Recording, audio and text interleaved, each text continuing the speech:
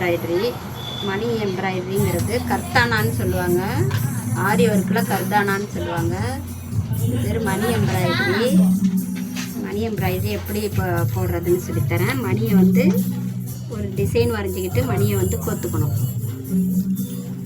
மணியை ஒரு 4-5 மணியாக கோத்துக்குங்க.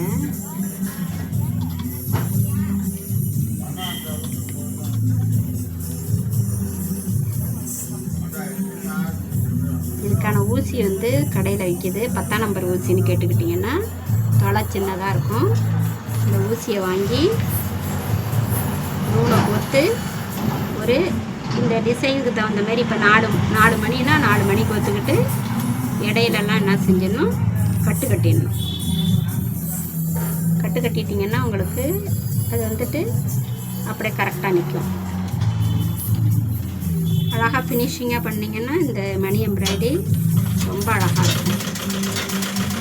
இதுக்கு வந்துட்டு நீங்கள் ஆரி ஊசி யூஸ் பண்ணணுங்கிற அவசியம் கிடையாது. கை ஊசியாலே போடலாம். கடையில் வந்து 10ஆம் நம்பர் ஊசின்னு கேட்டிங்கன்னா கொடுப்பாங்க. சின்ன மெல்லிஸ் ஊசியாக இருக்கும்.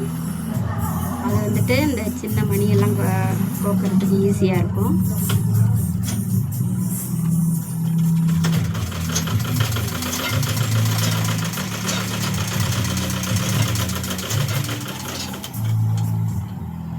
இந்த டிசைனுக்கு தகுந்த மாதிரி 4 மணினா 4 மணிக்கு ஒத்துக்கணும். ஒத்துக்கிட்டு இடையில கட்டு கட்டிக்க வேண்டியதான்.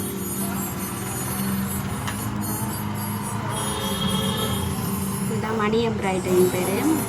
இதை வந்து ஆரி ஒர்க்கில் கர்தானா அப்படின்னு சொல்கிறாங்க.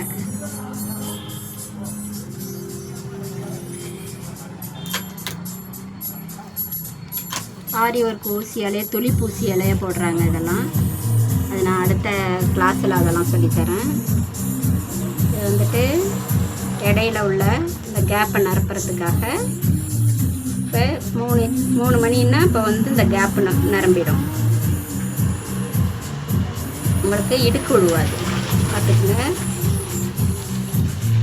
இதான் வந்து கர்தானா எம்ப்ராய்டரி, மணியால் போடுற கர்தானா எம்ப்ராய்டரி.